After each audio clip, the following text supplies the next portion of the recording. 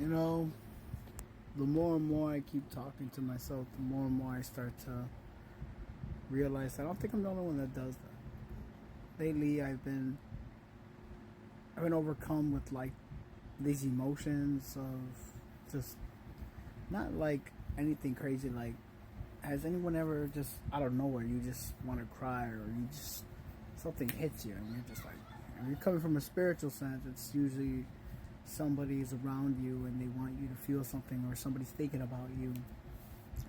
And lately it's been on my mind. I've been going on a few dates, and I get into these conversations. I like to start conversations. I'm the type of person where I'll keep talking and I have to tell you, I forewarn you, listen, I talk a lot. You gotta tell me to shut up or I'll keep going. Or at least contribute to the conversation. I don't know. There's been a lot on my mind lately. Like, for instance, there's quite a few people that I blocked over the years. And even recently, I got into this conversation with one of these women, and she was like, "Oh, do you still contact your exes?" And I'm like, "Well, I don't go out of my way to talk to any of them, but, you know, they're friends of my family and shit like that because I last long in relationships. It's just usually the reason the relationship will last long will because of my choice to continue pursuing this whole thing called love me forever." Um, but as I was saying, it tripped me out because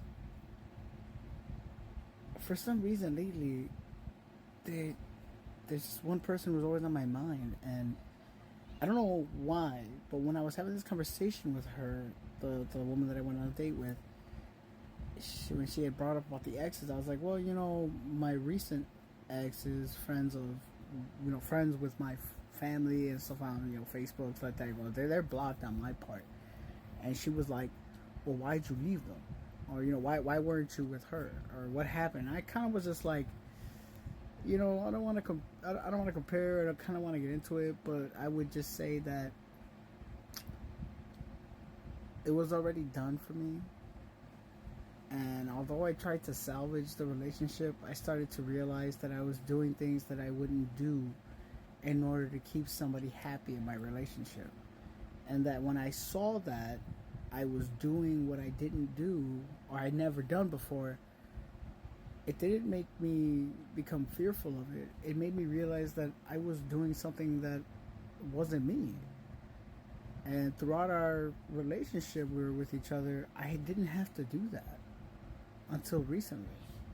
And I brought it up and we talked about it, but just didn't go far.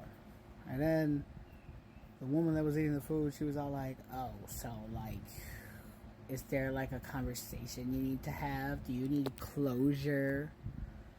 And I was like, "No, I don't believe I need closure because life is life. It's like playing Texas Hold'em. You don't have to show the hand that wins the pot. You can, but you don't need to. And that's the beauty of it.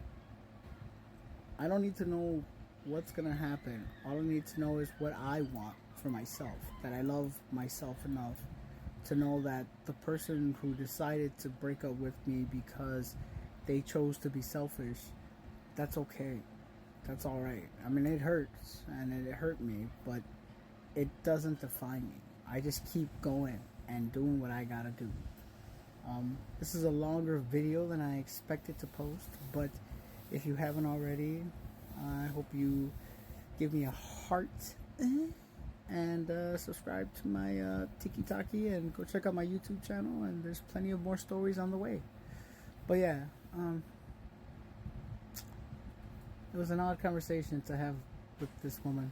I mean, we didn't re-link back up, so I really don't care, but she was she had RBF, man. Like, I